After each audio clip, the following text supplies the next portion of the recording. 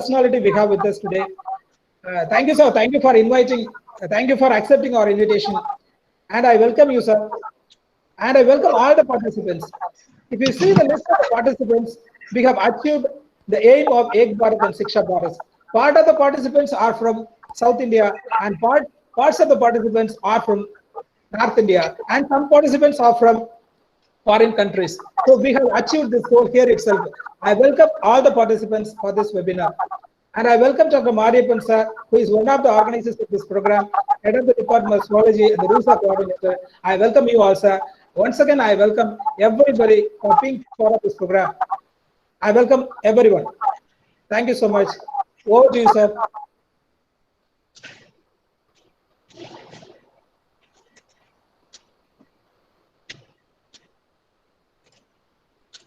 Abhinav sir, you can continue, sir.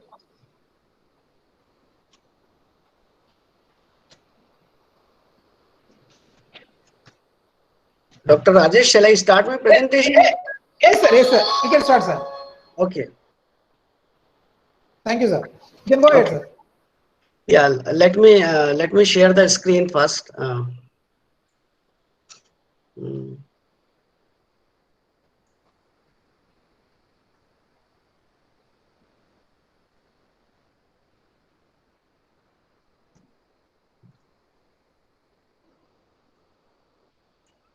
I'm trying to share the screen.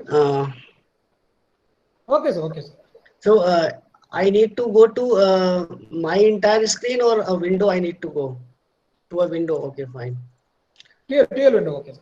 Are you able to see my screen? No, sir. No, sir.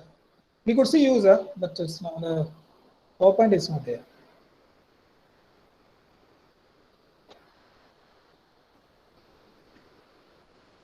Yes, sir.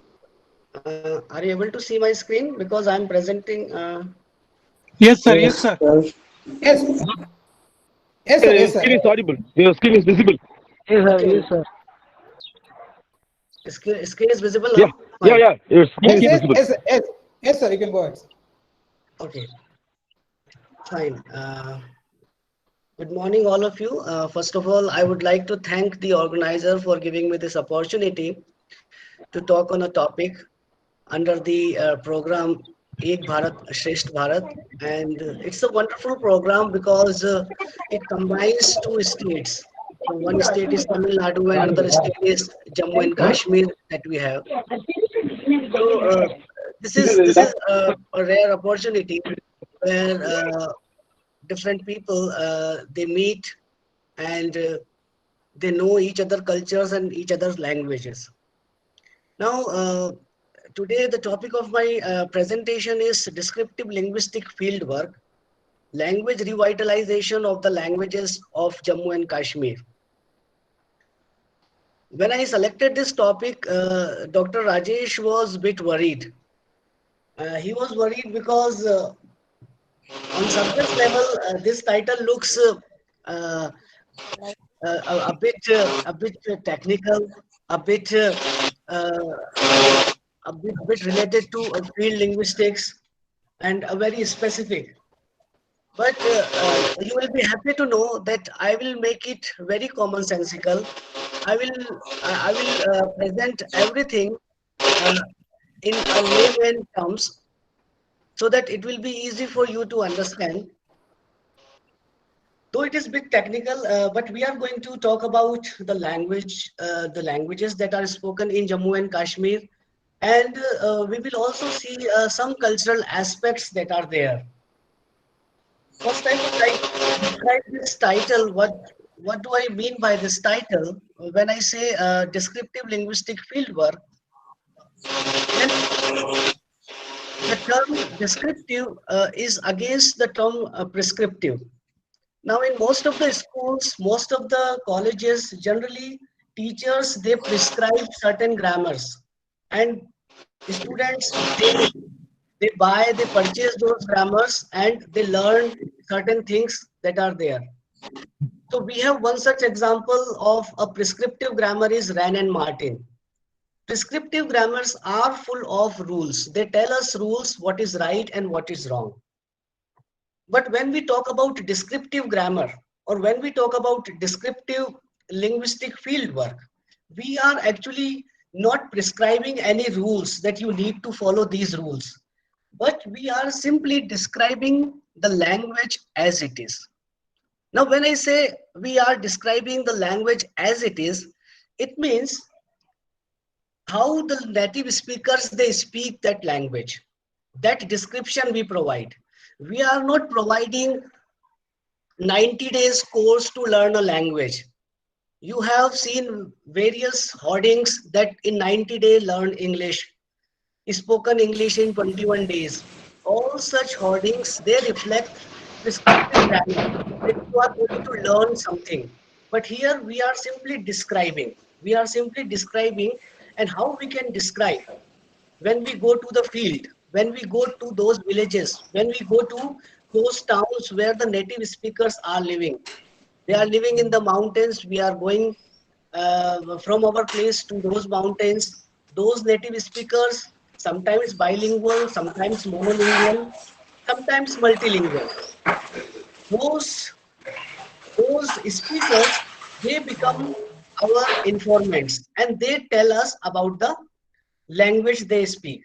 Now, when I say language revitalization of the languages of Jammu and Kashmir, you will be surprised to know that across the globe there are 7,106 languages spoken.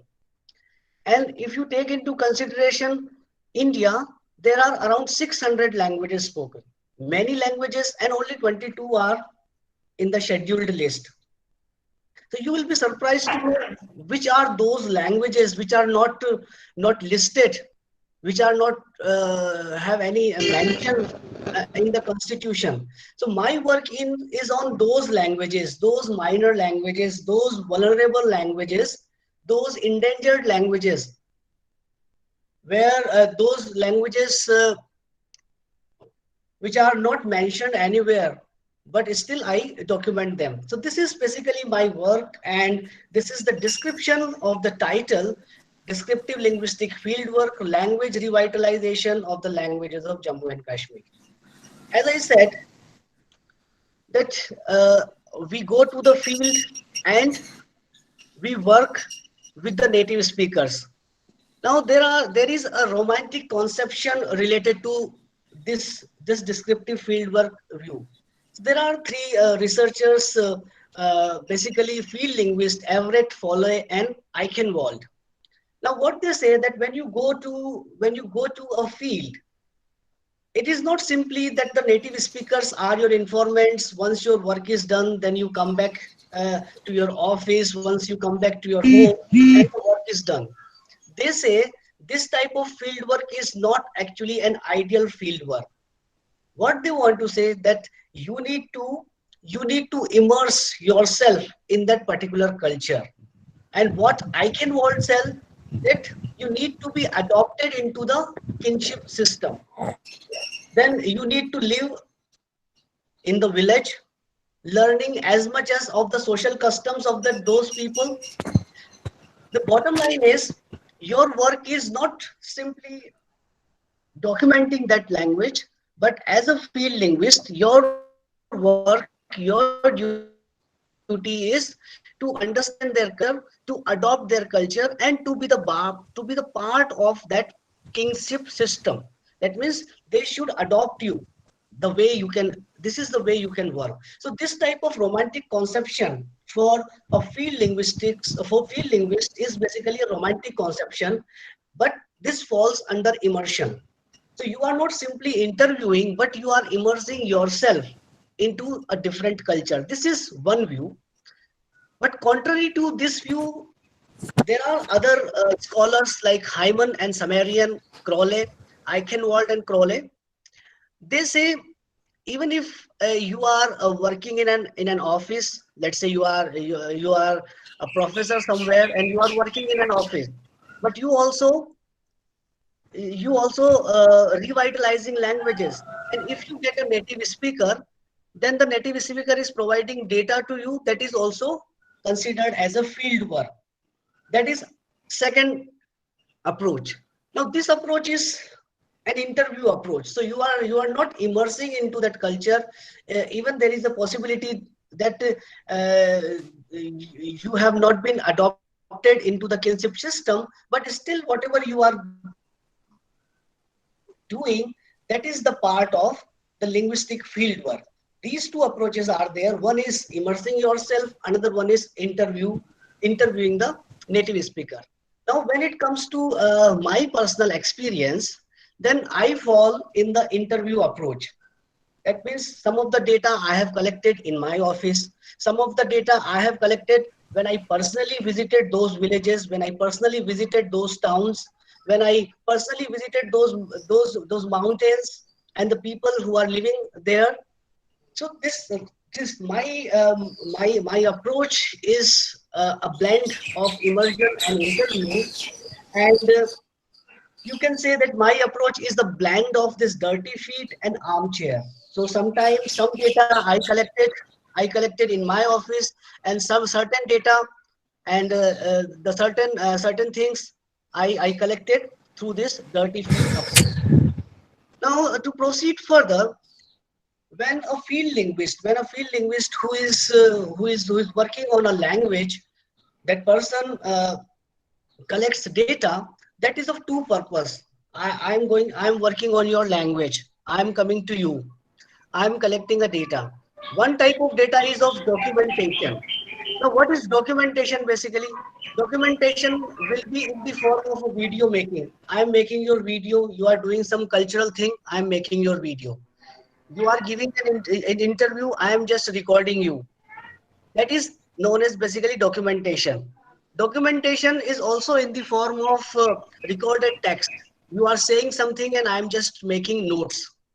But at the same time, after the documentation is done, and when I start describing that, that is known as the description. So data collection starts with the documentation and ends with the description of a language. So if we look at these three, let's say, definition of descriptive linguistic fieldwork, then data collection for the purpose of documentation and description of a language, data collection through interaction with speakers, because I want to work on your language. There is a possibility that you are monolingual. How can I collect your data? That is also a challenge, because I don't understand your language, you don't understand my language if you are monolingual. So sometimes, very rarely this happens in India that a person is a monolingual, but still there are certain techniques how you can deal with the monolingual. Then you need to carry lots of objects. You need to show them lots of pictures. You need to sometimes act. For example, if you want to collect the data for a person walks, then you need to show that you are walking. If you want to collect the data for that someone is hiding behind a tree, then what you will do, you will actually hide yourself behind a tree and then ask like, what is this act? And 2-3 times you try to collect data. And the data collection is not simply you are collecting with one person, but it is an interaction with the entire community. That's why I have used the word speakers, not speaker. So at least if you are working on a language, then 500 speakers you have touched, 1,000 speakers you have touched. So various approaches you need to, it's like a random collection, or like you have designed, let's say 0 to 20 years old, then 20 to 40 years old, 40 to 60 years old, and 60 to 80 years old. This is one criterion that you have. Another criterion you can have literate, illiterate. Another criterion is male, female, that you can have school going, dropouts, fine. Let's say educated. So all these criterion you need to keep in mind once you select your speakers. It should not be that all the illiterates are your speakers. Let's say all the literate are your speakers. So a mixed speakers should be there. Then data collection is situation where speakers are expected to use the language naturally. Yes, this is the most important thing we keep in mind, that the data should not be constructed. So sometimes it happens like you are collecting a data with a speaker, and somehow the speaker, the native speaker, thinks that if I say something better, then it is good. So that is not natural, that is constructed. So you need to tell your motives very carefully to the speakers, that why I am collecting this data. Don't don't show that you know many things. Don't show that you are like over smart. So you need not to tell directly these things, because there is a possibility that sometimes some speakers might get offended when you say them clearly that don't act smart, or don't construct, or like be natural. So there are various things how you can do these things. So this is the thing that you keep in mind. And the relationship between documentary and descriptive goals of field work. So again, like there are various scholars, they think that documentation and description, they are theoretically independent, and some say like documentation should have priority, as some says they are independent but they have equal weightage, and some say uh, that though they are theoretical dependent. So there are various views, and now I hope that you have a clear idea what is the difference between the documentation and the description. Now you can think of documentation as a media person is reporting, let's say, a flood area. Now that type of thing is that type of thing is documentation. A documentary is there, filming is there, and at the same time the media person is giving you a report of what is going on. So that is not actually the description. Description is that you have to use some theoretical lens in order to analyze what you have documented. So my work is basically a mixture of documentation and the description that we have. To proceed further, now let's say I'm working on a language and I have collected the data. So I have word data, then I have word recording. When I record something, then it is documentary. But when I convert that recording into a dictionary, then it will become description. So I have a sentence data. I have recorded various sentences, like what are the interrogatives, what are the declarative sentence, imperative sentence, negative sentence. And when I analyze that how negation works in this particular language, when I analyze that what is the word order of this language, when I analyze the subject verb agreement in that particular language, that thing is description. And discourse data like text recording in the form of a story. Let's say a person, a native speaker is telling you a story, and then you are analyzing the story. How you can analyze a story? You can think of like how one thing is connected with another thing. What are the cohesive devices in that particular text? And integration of all the above. When you have word recording, sentence recording, text recording, and when you integrate all the things, then it becomes reference grammar. So basically my work is reference grammar. I have written many grammars that I will show you in this. Now another thing is this language preservation and language stabilization. First of all, you need to think of why it is important, why we should preserve language. In linguistics, particularly in field linguistics, we consider language is like a human being. Human being evolves. Similarly, language also evolves. The language we speak now is different from the language people speak 100 years back. So there is like a continuous evolvement like human being in language. Now you might have heard of the terms like Old English, Middle English, present day English, and you find it quite difficult to read what is there in the Beowulf, because the Beowulf language is Old English, and that Old English, most of the words are entirely different. You will find that it is a different language altogether. So this is the concept that language continuously evolve. They evolve continuously. This is one thing that we have. But this language preservation and language stabilization is basically an umbrella term that we have. And under this umbrella term, we have three types of division. First division is language revitalization that we have. Now, what is this language revitalization? Language revitalization is a situation when the speakers are alive, speakers are using that language, but there is a break that speakers are not promoting that language. I'll tell you one phenomenon that is there in Jammu and Kashmir. People generally they won't teach their students Dogri language, parents particularly, and they prefer that you should either speak Hindi language or you should speak either English language. Now, what is happening here? If one generation is not promoting their own language to the second generation, then what will happen? The third generation will totally forget about their Sir, excuse, sir. Professor, excuse, sir. Yes. Mr. Selva Kumar, please avoid presentation. Mr. Selva Kumar, please avoid presentation. Sir, I request you, sir, to present it again, sir. Fine. So, PowerPoint. yeah, this is basically language revitalization that we have. So language revitalization where we have speakers, but at the same time there are certain situations known as language renewal and language reclamation. Now, what happens in language renewal? Now there are no remaining speakers, but remember some words, so or phrases, like languages that are spoken in Andaman and Nicobar. Now in Andaman and Nicobar, as you know, it's an island, and the chief two islands are Andaman and Nicobar. That's why it is named Andaman and Nicobar. But that is not the story. The story is like in Andaman and Nicobar, there are hundreds of small islands that are there. Now, in those islands, many people are living. Let's say 100 people are living. They are speaking altogether different language. There are 50 people. There are 10 people. So let's say even in Andaman and Nicobar, there are many languages, and most of the languages are now dead language. And why is it so? Because there are no remaining speakers.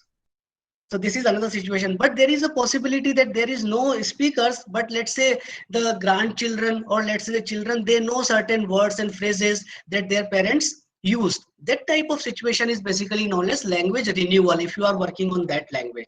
Now, the another thing is language reclamation. That means nothing of the language is remembered.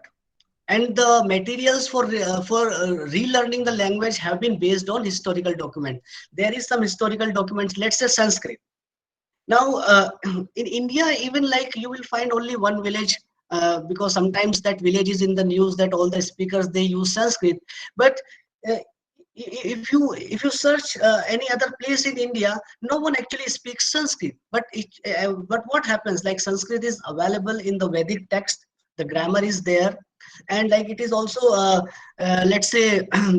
It is also taught in various schools, like a third language that we have. So I also study Sanskrit till 10th standard.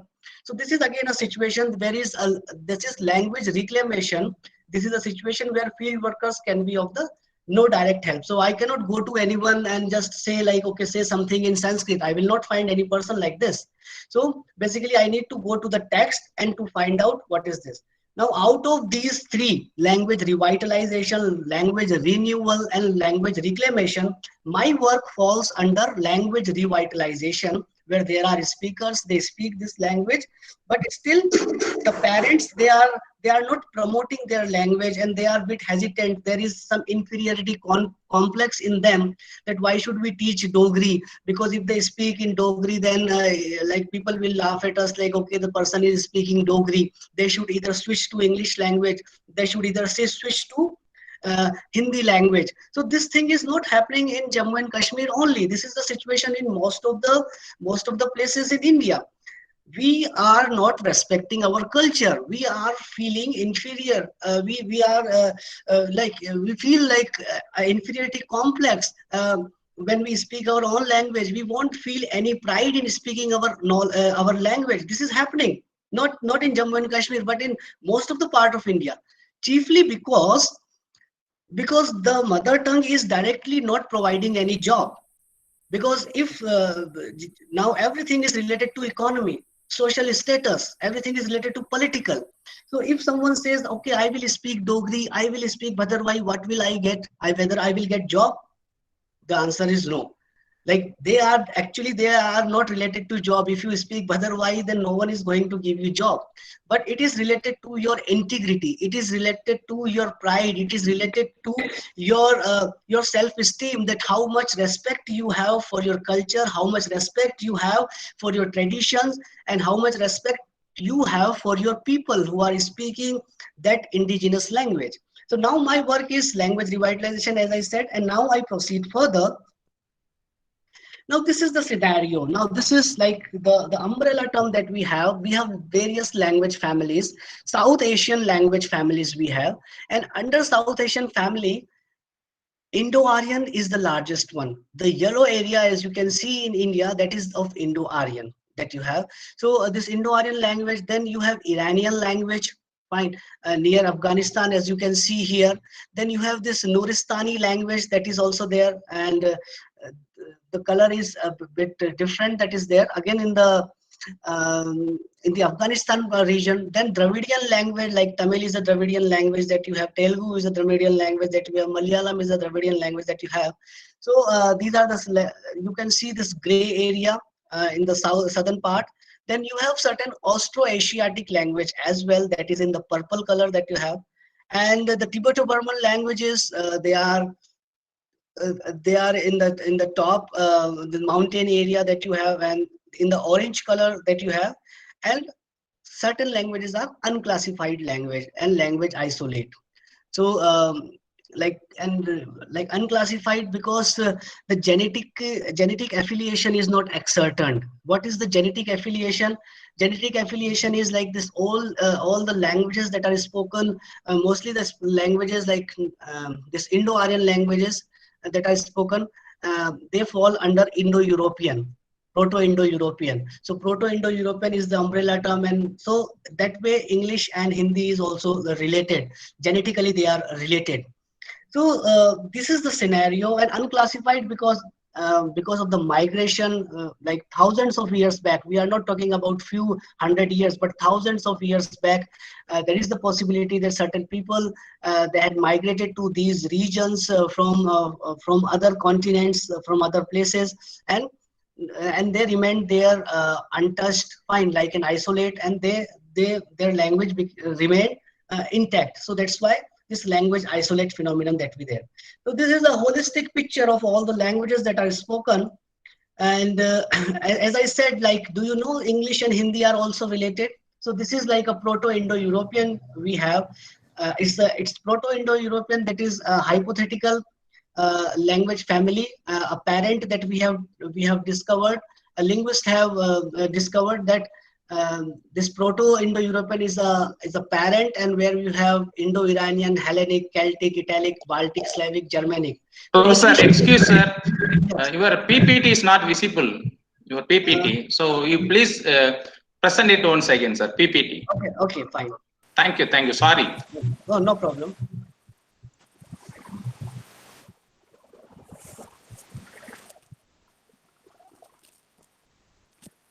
I have reshared it. Please inform me whether are you able to see it now? Yes, Professor. Yes. You please go ahead. Thank you. Right. So now you can see this Germanic. English is basically a Germanic language, but English is more related to Anglo-Frisian. So English is Anglo-Frisian, but we say like, who is the parent language of modern day English? Then the answer is Proto-Indo-European is the parent. And if here you can say Hindi, you can see Hindi. And if I ask like, who is finally the parent, grandparent, then the answer is Proto-Indo-European. So that way Hindi, modern English, even German, Dutch, French, all these are, let's say, sisters to each other. But this sisterhood is so far, like so diverse, that we can't find that they are similar. But genetically, this is a genetical thing that you have. So this is a genetic map that you have. So here this Proto-Indo-European, and from Proto-Indo-European you have you have Indo-Iranian, and in Indo-Iranian you have Iranian and Indic. From Indic you have Sanskrit, and most of the Indo-Aryan languages, they have been derived from Vedic Sanskrit, Prakrit, Abhransh, fine. So that we have.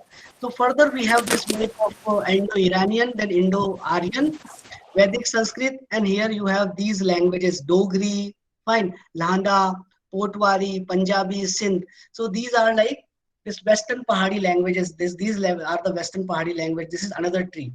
So this is first tree, and here like Indo-Iranian is mentioned. So it is like a larger tree, because under Proto-Indo-European, half of the languages that are spoken across the globe, they fall. It is only a very few, they have mentioned very few specific languages.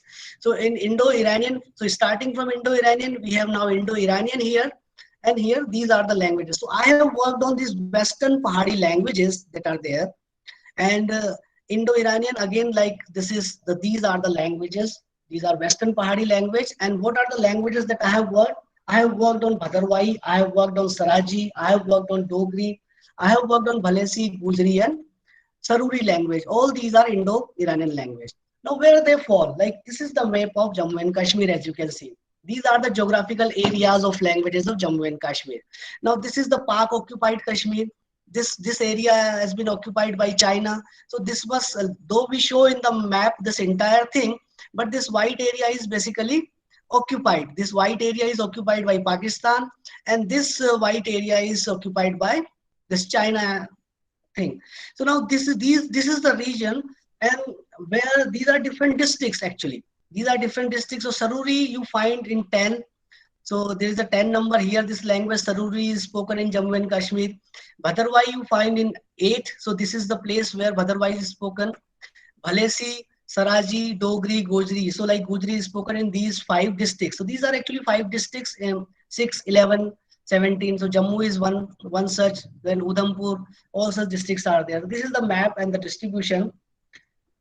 And these are the works, like these are my books. One is on Dogri and its dialect. This another book is Grammar of Bhadarwai. Another book is Grammar of Saraji.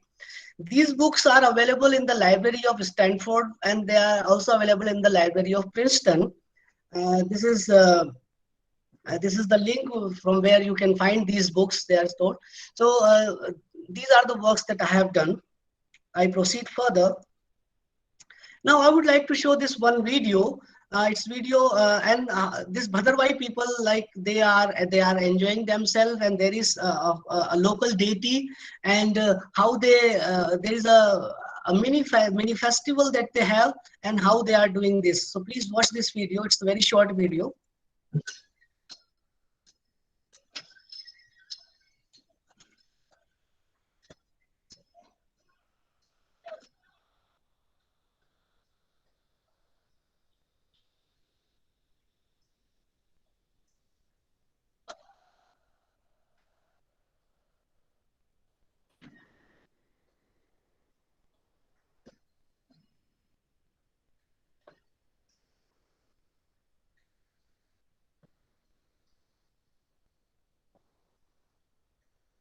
So here still you can see that people, they have not forgotten their culture, because though they are wearing these shirts and trousers, but still they are enjoying this. These women, they are in their traditional attire, salwar suit that are there, and they are also enjoying themselves.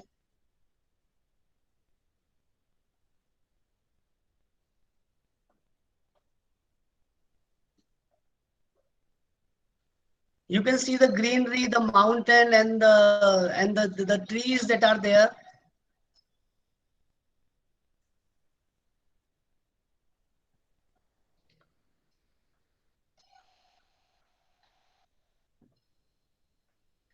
This policeman is like again the native speaker. He is also enjoying the dance. Fine. And there are no fixed moves, so they are actually dancing naturally. So they know like certain moves are there, but it is not a fixed thing that, okay, you need to be very careful about your steps, you need to be very careful about your hand movements. It is like naturally enjoying their culture, naturally enjoying that deity that they have. So this is like one Gujar is also here. So all these people are there, and basically that you have. Okay, I proceed further. So these are the languages. These are various districts of Jammu and Kashmir that you have, and this includes you have your Leh and Ladakh. But now, like Jammu and Kashmir is one state and Ladakh is a different state. But this includes all the previous status of Jammu and Kashmir, where Ladakh was also the part of Jammu and Kashmir, and all 22 districts are there. And as you can see, in 22 districts, how many languages are spoken? In Leh, there is different language. In Kargil, there is different language. Kupwara, different language. Baramulla, different language. Bandipora, different language. So you can say it's like a language hub. Jammu and Kashmir, as you can see here, like only this much part, because rest of the part is Pak occupied and this is like China occupied thing. And only in this small area, you have, let's say, so many languages that are there. So in Kishtwar, you have Kishtwari, Anantnag, you have Burushaski, fine. So this is one status, and there is a possibility that there is a some variation that, okay, no, this language is not there, but this language is also there. So that type of minor variation must be there. But this is the broader picture that you have, the languages that are spoken in Jammu. Like in Srinagar, you have Kashmiri and Burushaski language. In Kulgam, again, you have Kashmiri. In Pulwama, you have Urdu and Kashmiri. In Shopia, you have this Pashto, Budgam, Burushaski. So this is a holistic picture that you have. Now, there is a possibility that you will consider that, okay, why you are calling these languages languages? There is a possibility that these are not actually languages, but a dialect. So there is a definition, or there is a witty statement by Weinrich, a Yiddish scholar and a social linguist. What Weinrich said, that language is a dialect with an army and a navy. Now, what does it mean by an army and a navy? An army and a navy is basically a metaphor. Metaphor for power, metaphor for social influence, metaphor for political influence. So, as I said, when I started my presentation, that a language is a language because more politically powerful people are associated with that. And a dialect is a dialect because people's voice have not been heard. So that's why in the constitution only 22 languages are there, and only those languages are recognized. So why? Because the dialects, they do not have an army and a navy. So this is basically the meaning of this. But as a field linguist, we want to believe in this distinction between language versus dialect. Then what generally we do, we believe in mutual intelligibility and lexical similarity. What are these two terms? These two are basically the test. Mutual intelligible varieties of the same language can be understood by speakers of each variety. If we say that two varieties are actually dialects of a language, then they are mutually intelligible. Speakers, they understand each other. For example, English is spoken in India and English is spoken in UK. English is spoken in America. All these three languages, we can't say that I am speaking a dialect of English. No, I am also speaking English. The people who live in UK and US, they are also speaking English language because we are mutually intelligible. So this is the concept of mutual intelligibility. At the same time, we have again another test that is known as lexical similarity. Now, what is this lexical similarity? Lexical similarity can be used to evaluate the degree of genetic relationship between two languages. Genetic relationship, as I said, I use the term Proto-Indo-European. Fine, I use this term, this Proto-Indo-European. And as I said, like Hindi language or Sanskrit language is related to English. For example, in Sanskrit language, there is a word like Pitra. Pitra is the word. And what is the meaning of Pitra? Pitra means father. Now, what is father in Latin? Pater. What is father in Spanish? Padre. Fine. So what we say that pater, pitra, father, padre, all are genetically related, and a lexical similarity that we have.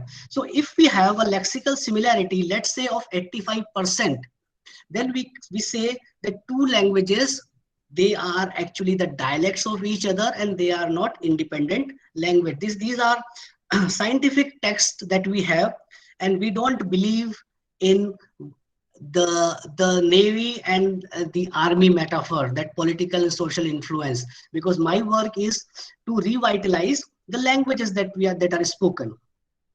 Now, to proceed further, now this is the basic word order of the languages of Jammu and Kashmir.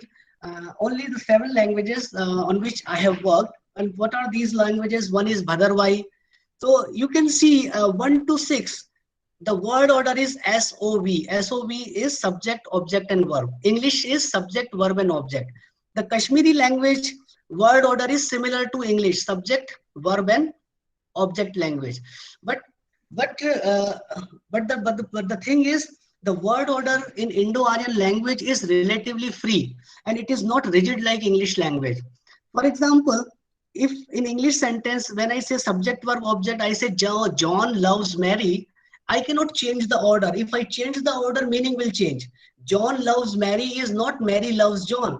And if I put the love word at the first, I say loves John Mary, then you will say it is ungrammatical. This is not the way English works. The person does not know English.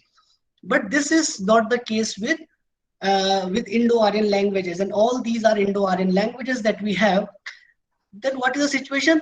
The word order is relatively free. Even if we move object, if object is coming before the subject and the verb is coming before the object, subject or object, then it is known as topicalization. We can make topic and sentence will not become actually ungrammatical. So as you can see, this word order and the things they are written in, it is known as IPA, International Phonetic Alphabet. So when we transcribe, when we collect data, we write in IPA. And why we write in IPA? Because I am documenting, I am describing this language not for my people. I am describing this language for all the linguists, and all the linguists, they are well versed in IPA. They can read this script very well. So what is this script? It is Ram Roti Khato Aaye. It is in Bhadarwai. Ram Roti Khato Aaye. Ram eats food. Then in Saraji, Ram Roti Khacho. Then in Saruri, Ram Roti Khathu. Fine. Bhalesi, Ram Roti Khato E.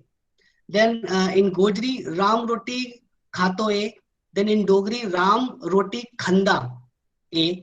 Then in Kashmiri, Ram Chu Khev Tut. Fine. So this is how you can see, like there is some variations in these languages. This is only the one sentence, and you still find that in Dogri it is Khanda.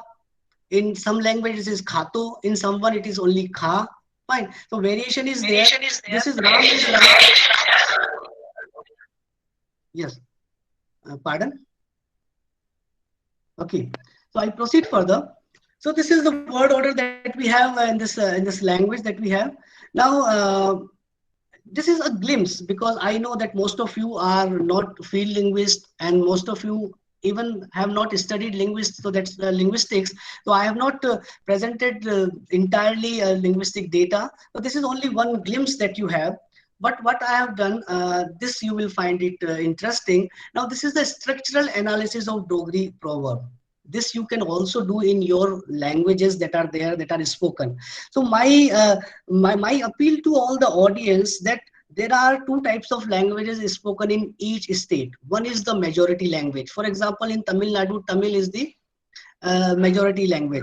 But your work is to find out the minor languages that are spoken. And if you find that there are still some minor languages which are different from Tamil, then what you need to do, you need to preserve those languages. You need to write about those languages. You need to write about those people, their customs, their kingship terms, and all other things, their religion, their social practices that are there. What I have done here, this is the structural analysis of Dogri proverbs. Proverbs, you know that proverbs are the ages wisdom, the wisdom of the ages of that particular people. So that is like a very witty thing that you say. So here there is a proverb, like the structure is if X then Y. This is a structural analysis, and I have analyzed all the proverbs in this structure. If X then Y. So what is the meaning is there? Hathna I tu Kodi. So that means, like, if something doesn't come in hand, spit at it. Fine. So meaning is sore. Then you have another type of structure, better X then Y. So this is like chor kola pandkali. Fine. Another structure is either X or Y, neither X nor Y. X happens but Y does not happen, vice versa. So you can analyze with this model as well. Another structure is X positive, Y negative. Fine. The meaning is, so this is the way, like first thing is in IPA. IPA, that means International Phonetic Alphabet, that you study in phonetics and phonology. If you have taken that course into studied previously, then you have this word to word translation that you have. Then you have this literal translation of this, and this is the general equivalence, English equivalence that you have. So this is the way through which you can do some cultural work as well. Now another proverbs that are in Dogri, and but they are from the world of animals, bird and insects. We know that lots of animals are used, lots of castes are reflected, lots of type of personalities are reflected, lots of animal, birds and insects are reflected in proverb. So here this is like oont de gal tal banna. So to tie something on the neck of a camel is like very incompatible match. So this is related to that proverb. Then you have this pissu pei jana, that means bed bugs found to go. So the meaning is like to have doubts in the mind. uh, then other proverbs like the titar hoi jana, peasant to go to run very swiftly. Then you have chidiya mindaniya, so you have to oppress powerless people. Then it is related to, because you know like the sparrow is very fragile, very little, so that is related to this. Uh, then you have ghoda banana, to make horse. You know like why horse are used. So it's like to make someone submissive. That is the proverb like this. Then kutte di naad hona. Kutte di naad means like dog, like behaving like a dog, to be insolent like a dog. So this is how. So it is not only that you simply collect the language, you simply document the language, but there are so many things in the language: culture, religion, kinship terms, proverbs, stories, narratives. And what is the benefit? If you ask like what is the benefit, why I should work on a specific language, why I should work on a minor language? Because as an academician, if you work on something that no one has done before, then your first of all your research will be authentic, original. You will have an authority on that particular work, because you are the initiator.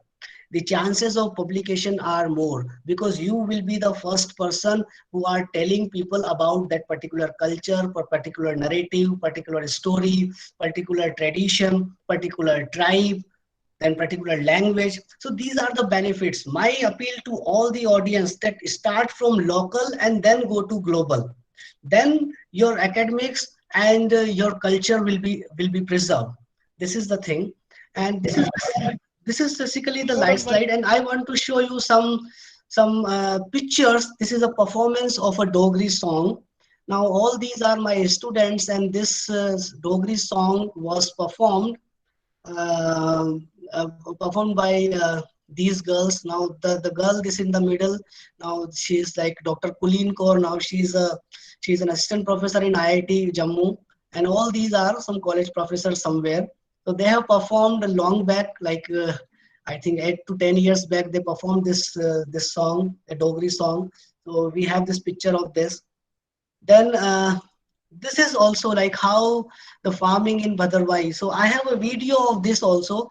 If you allow me and the time permits, then I can show you the video of this. And this is how they uh, they they take care of these crops, and like the belly comes out from this crop. This is. And I have a photograph of, these are like one family, and they also provided us data. So these are the informants of certain languages that we have. So as I said, like and this is basically my presentation, but Dr. Rajesh, can I show you the video of this thing if time allows? Okay, so Yeah, please, I'm sir. stopping this slide, and I'm just showing you the video if it is possible. Uh,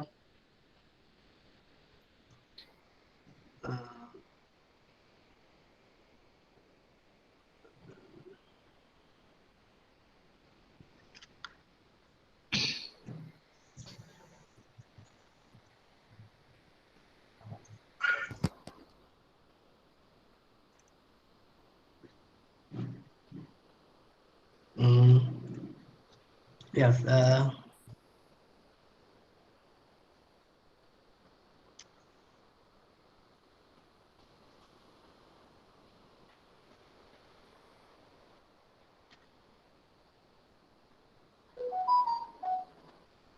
That video was actually not compatible, so that's why. Mm. Okay, no problem, sir. Let me If it is so, no yes, problem. let me see if there is a possibility I can show, because this is Okay. also a good video, and it will, yeah, now it is possible. Yeah, yeah. Yeah, I think now you can see the video.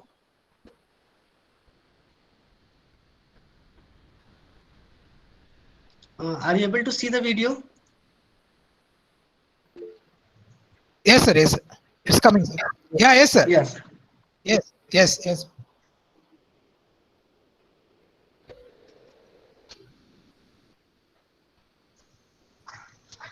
So now this is a very traditional thing. This is also a very traditional Yes. thing that you find.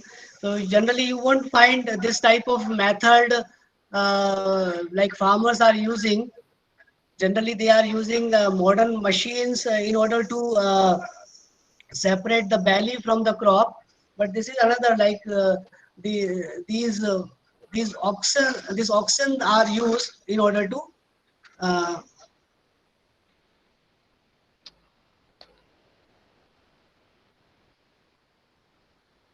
so again, like to control them so that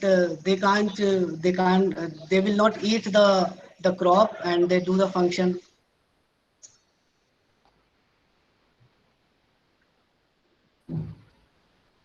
So this is the landscape. You can see like how beautiful is the landscape, and this is like a step farming that you have. Like step farming, generally the people they do, and this farmer is Yes. again like maintaining the crop. This is a sickle, the type of sickle they use. So these little information you need to know about, like what the sickle Yes, yes. called. Fine. You need to know what is this type of crop is called, and when the same crop is in the field, then what is it is called, what this process is. All such things are minor information that you have, that's there. So they are engaged in there here. Now this person is my research scholar. Now he is a faculty, Dr. Ravi Parihar, and these videos are also provided by in the project, in the ICSSR project, and now he is also doing. He is also from the village. So this is known as immersion. Immersion. When I said immersion, you need to be the part of the community. You need to be the part of the community if you want to collect data. It is not like you are sitting on a chair and then you are collecting data. That is also an approach. That is also armchair approach. But the real approach is you need to be the part of those community. You need to be the part of those community. What they eat, you need to eat those things that are there. So like this is how.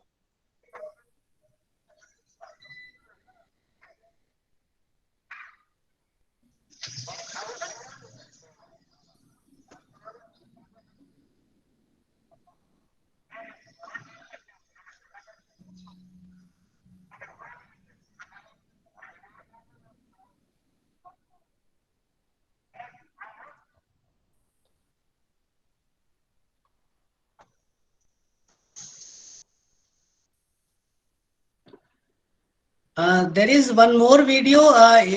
If the time permits, organizer Dr. Rajesh, can I show that video as well? Yes, sir. Yes, sir. Sure, sir. We can Okay. watch, sir. It's Okay. interesting. Yes.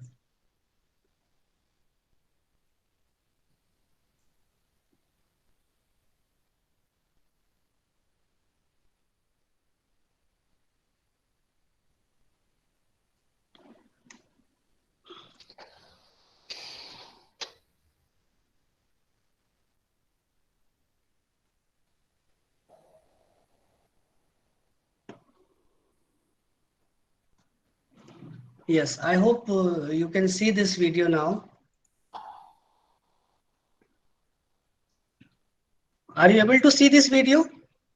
No, sir. We couldn't, sir. You are seeing? Yeah, it's coming, sir.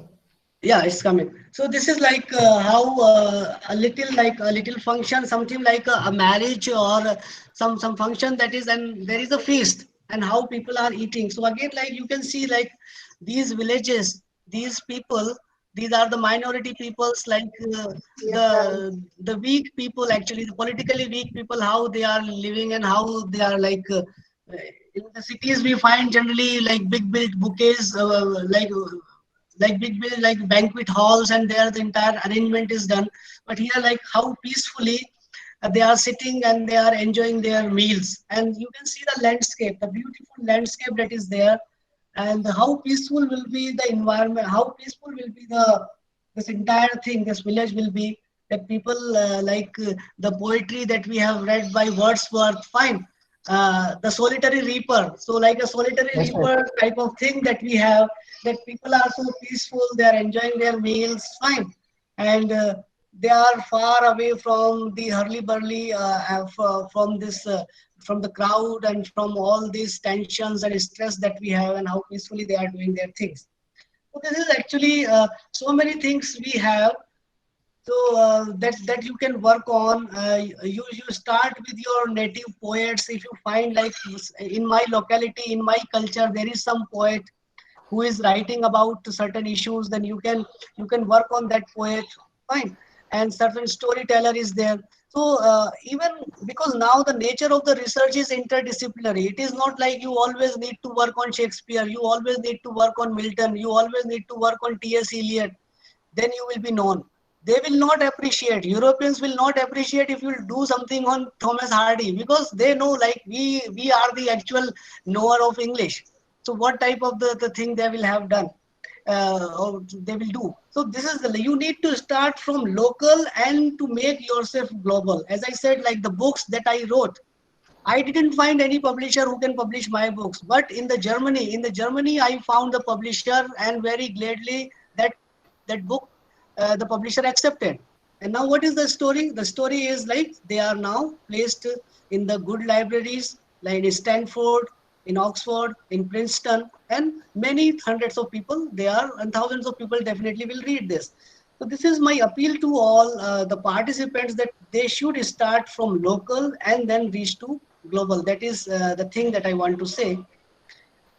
So this is from my side, and this is I have provided you a glimpse of the languages that are spoken in Jammu and Kashmir, the culture of Jammu and Kashmir, certain dance, and certain feast and certain practices that are there, that is there. So it's it's from my end. Thank you all the participants and organizers for providing me this opportunity to present the culture and languages of Jammu and Kashmir. Over to you, Dr. Rajesh. Thank you, sir. Thank you so much, sir. We had a wonderful session with you, sir. Dear participants, do you have any queries, questions? Participants, you can unmute, and if you have any queries, you can ask, sir. Hello. Good afternoon, Rajesh. Good afternoon, sir. Hello. Yes, yes. Good afternoon, Rajesh. I am Dr. Venkatesh. I am Dr. Venkatesh from AVC College, Mailadurai. Okay, sir. Go ahead. Dear Rajesh, I would like to ask. First, I would like to congratulate for the nice arrangements, and I am very pleased to listen to the voice of the external speaker, and he is a very appropriate man for the appropriate topic, Rajesh. And I have one Thank more you, sir. Thank you, question. I have one more question, Dr. Rajesh, to the external speaker. sir. Shall Okay, I? go ahead. Yes, yes, sir. Yes, sir. Yes, yes, Uh, uh, yes, sir. for while his presentation, he has conversed me that the one language has some more power over the other language. He is telling the second language, But my argument is, my statement is, every language has the influence of the mother tongue and other languages too. In that case, we cannot claim that one language is superior to other languages. That's my humble observation, Rajesh. Sir, over to you, sir. Yes. I agree with you 100%. And as a field linguist, we believe that all languages are equal, all languages are complex, all languages are natural. But Yes, the, yes, yes, sir, the yes, sir. thing that is there, that we see injustice with many minority people, many minority languages, my statement was only a reflection to that. Oh, oh, oh, oh. Okay, okay, sir. Okay, then. Thank you. Thank you, sir. Thank you, sir. Thank you Any, very much, Dr. Rajesh. any other questions, participants? Sir, I am S. Chandrasekharan, Associate Professor of English, ABC College. Okay, sir. You can go ahead, sir. Should the state be a preserver of language or a promoter of language? Should the state be a preserver of language or a promoter of language? Thank you, sir. Prominent question.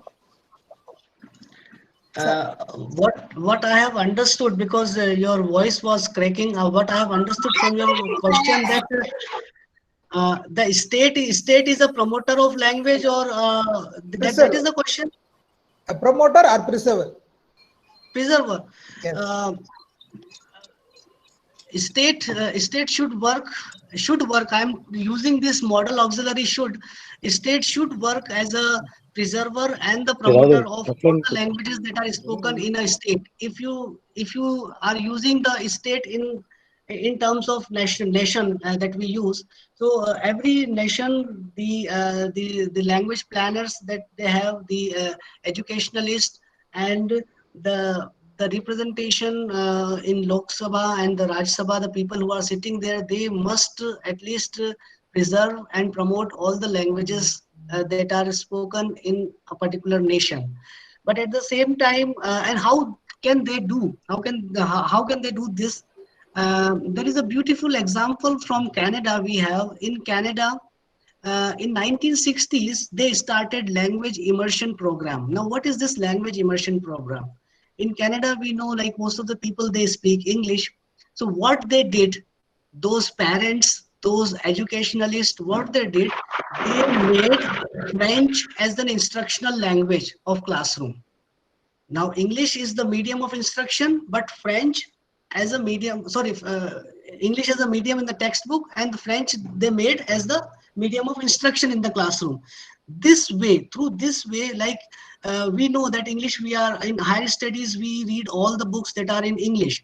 But if there is a possibility that, okay, we can make Dogri as an instruction for certain region, Bhadarwai as a medium of instruction, so then with language immersion program, there is a possibility that we can preserve those language as well as we can promote this language. Otherwise, text is also in English and we are teaching also in English, that we are generally doing.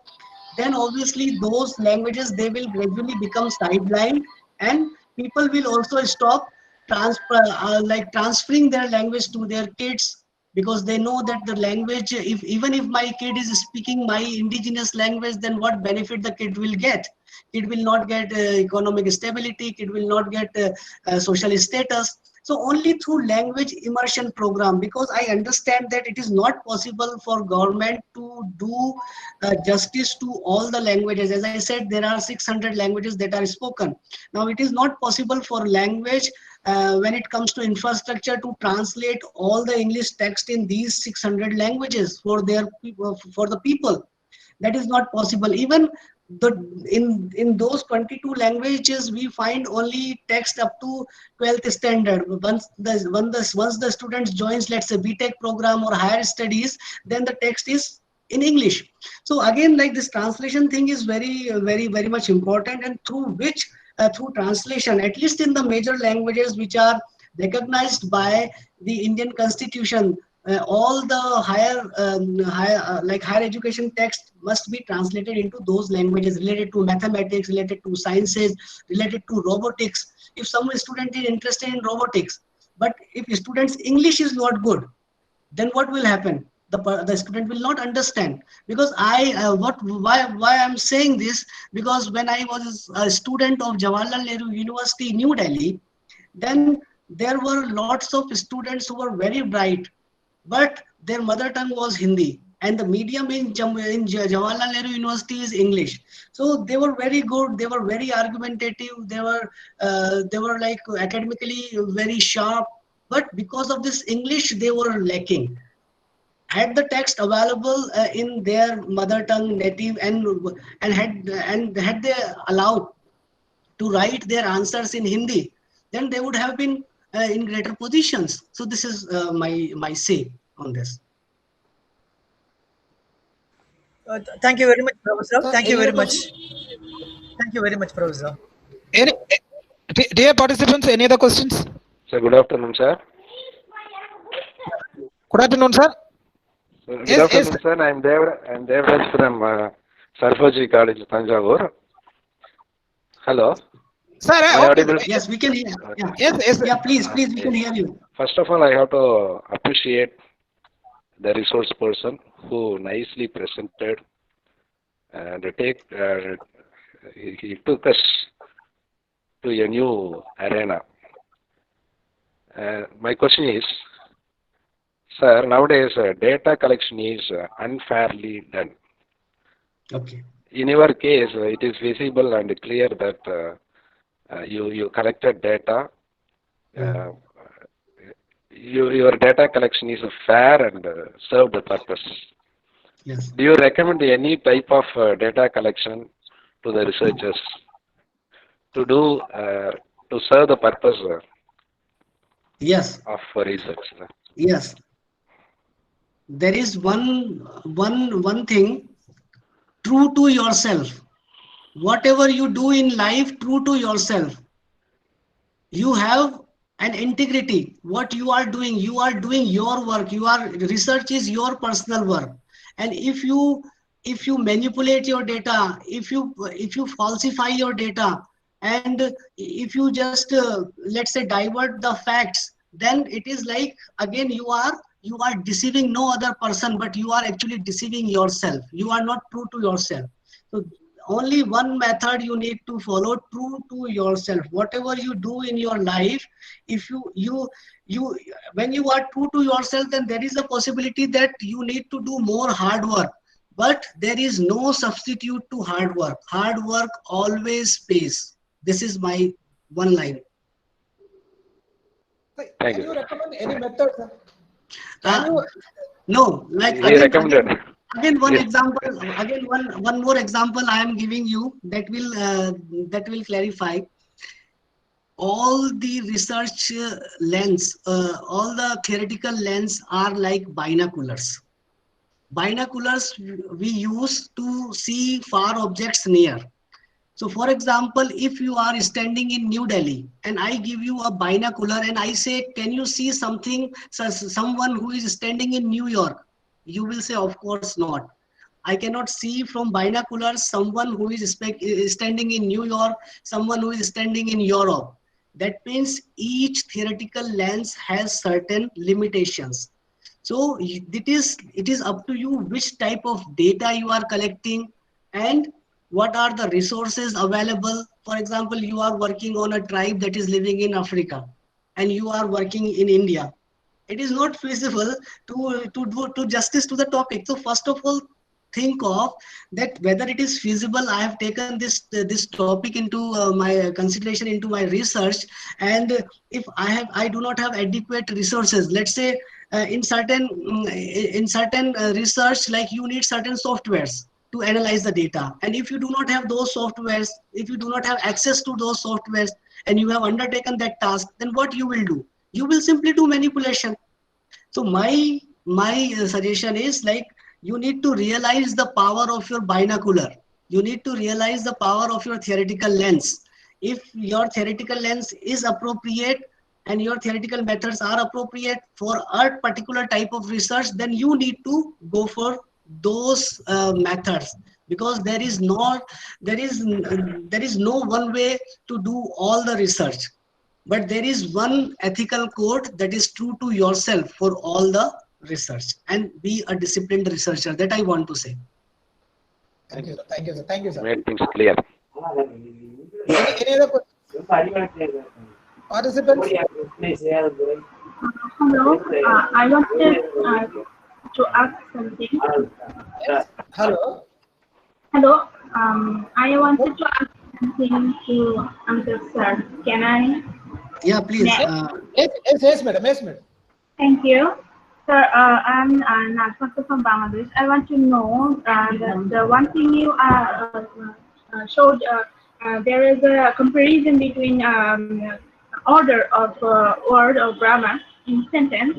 How can I, as a student, I'm a student, so how can I think this examples in my language, Bangla, and along with English or other language? Like you showed me new languages today. I have never thought about Dogri or other languages. So how can I compare this? How you did this comparison? Actually, I wanted to know. Thank you, sir. Okay, Enjoyed the session, sir. Thank you. Okay, Nazma, I have got your question. You raised a very significant thing, that how, because my language, as you said, like you have heard these languages first time in your life, and if you want to do a similar type of work in your language, how my work will be beneficial for you to undertake such work in your language. I have understood this question. Now my answer is that as a linguist, we use International Phonetic Alphabet. Now, what is International Phonetic Alphabet?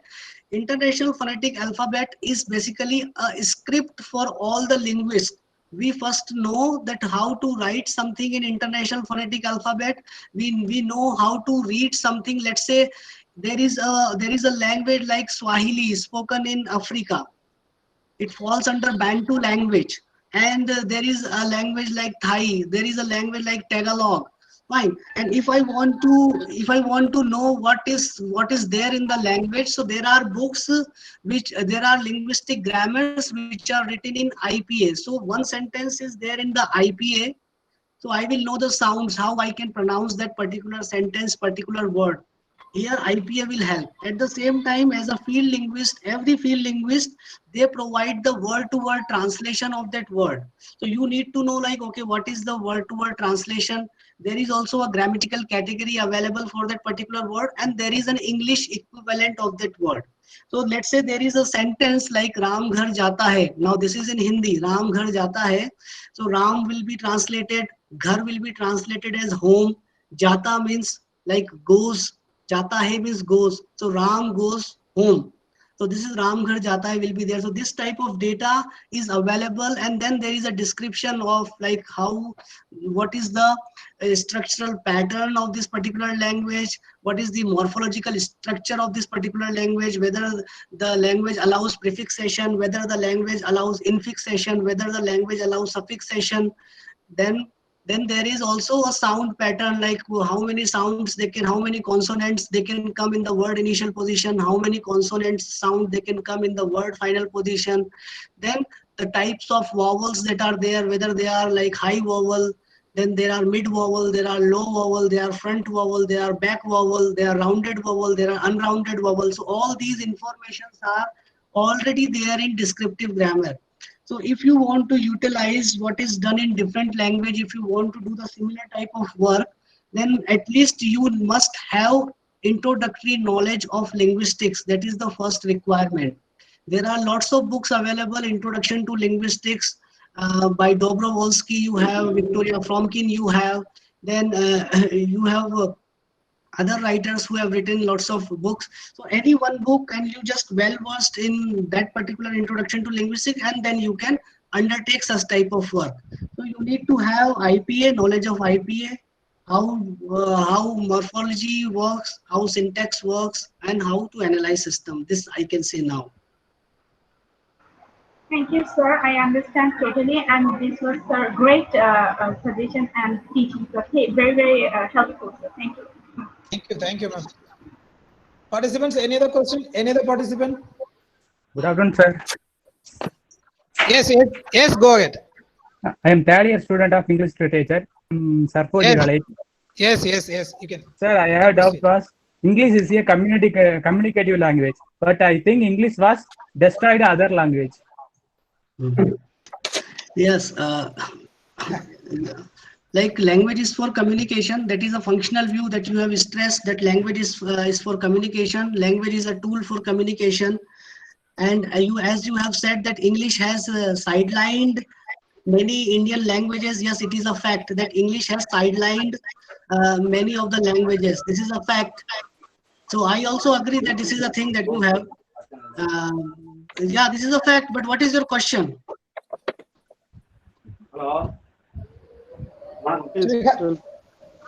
Adi, do you have any question? Yes, sir. It makes mother tongue was destroyed, sir. Yes. Yeah, it's a fact. It's right. It's a fact. It's a fact. So what is the question? What's the question? It's correct. It's correct. He's asking, is it correct or It's not? correct. It's Okay. correct or not? I give you a very witty reply. Something that is correct or something that is wrong. It is a subjective thing. It is very much a subjective thing. Fine. So if I am quite comfortable in English, my bread and butter is coming from English language, then for me it is a correct thing. But for someone who is struggling in English, someone who finds that okay, my language is sidelined, then for that person it is a wrong thing. So it is what is correct and what is wrong is very subjective thing. But the ideal thing is all languages must be preserved. They must be promoted, and they should not be sidelined. Okay, thank you, sir. Yes, yes. Any other participants? Any other questions? Nilakandan from. Yes, sir. Go ahead. Good afternoon, sir. Good afternoon. I am Nilakandan from Raja Sarpoji Government Art College, Tanjavur. I have a question, sir. Yes. What are the minor languages that are being practiced in and around Jammu and Kashmir, sir? So, like Dogri is one such language, but in 1993 or 1994, Dogri became the part of the Constitution of India. That means the part of scheduled languages. So those languages which are part of the Constitution of India, those are the scheduled languages. Then we can't say these are the minor language, but still, like Dogri is the minor language that you can think of. Then Bhadarwai is another language, Saraji is another language, Saruri is another language. Kashmiri is not a minor language because lots of literature is available, lots of grammars are available in Kashmiri language. So these are the languages that you have. Gojri is one such language that is again a minor language. So these languages are actually spoken by, for example, Gojri. So there are like certain pockets, certain regions that we have, and people like Gojars, and they speak Gojri language. So we have small pockets. We have certain people, certain districts where these languages are practiced. And let's say if one language is spoken in only one district, then you can say that this is a minor language. Another thing is like if whether you need to see whether this language is documented or not. As I said, like Bhadarwai was first documented by me. Saraji was documented by me and my scholar. There is one such language, Punchi language. One of my scholar is working on Punchi language, and you don't find any documentation of Punchi language. It is spoken in the Punch region of Jammu and Kashmir. Then you have other languages. Let's say you have Saruri language. Now, no one has worked. We have only worked in an outline. We provided an outline only of 20-25 pages to that language, but we have not documented the entire language. At the same time, these languages like Bhadarwais, Saruri, Saraji, all these languages, Gujri language, all these languages are minor languages. They are spoken by people here. Thank you, sir. Thank you, sir. Thank you, sir. Any other question, participants? Shall we go for water tanks? Sir, Mariappan, sir. Yes, sir. Yes, sir. Yes, you can go ahead. A warm and gracious noon to our most valued chief guest, Dr. Amitabh Vikram, our principal madam, professors, teachers, scholars, and students, and other on join in the webinar. So it's my privilege to propose the vote of thanks. On behalf of Ek Bharat Srisad Bharat Club of Raja Sarpoji Government College, Tanjavur, I extend a heartfelt thanks to our chief guest, Professor Dr. Amitabh Vikram Dwivedi, Head School of Languages and Literature, Sri Mada Vaishnava Devi University, Jammu and Kashmir, who spared his valuable time in his busy schedule. Sir, on seeing your videos, I remember that once I had a opportunity to make a survey tigers in the Anamalai Tiger Reserve. So where the Mahout, the elephant trainers, they were able to speak with that training elephant. languages, some Hindi words are also in that language, which is used to communicate with the elephants. It's a wonderful, sir. And seeing that your video, I remember that things. That's an unique opportunity to me. That kind of things we have to pursue. That is the I take from your lecture. Professor, your thoughts have enlightened so many of participants, which is evident from the chart comments in the chat box. Thank you, Professor, for sharing information on culture and the language of Jammu and Kashmir. We are grateful to our principal, Dr. Sendamil Selvi, Madam, for her constant support and encouragement in all our academic activities. Thank you, Madam. So I extend my thanks to Dr. Rajesh, the coordinator of Ek Bharat Sisa Bharat Club of Raja Sarboji Government College, and my good one friend for his untired effort in organizing this webinar for the last 2 days. So I would like to thank the participants. More than 1,200 participants were registered for this program, but due to that restriction, around 225 active participation through the Google Meet. I understand that there are some problem in the connectivity of YouTube. No need to worry. So that the entire video will be uploaded soon, so that you can have a look on view on that professor's speech. So that I thank you all for active participation. I would like to thank one of our department colleagues, Dr. M. Sugumaran, for his moral supports during the organization of this webinar. So I once again thank everyone for making this program a successful one. I end with my vote of thanks with a quote: "The limits of my language mean the limits of world."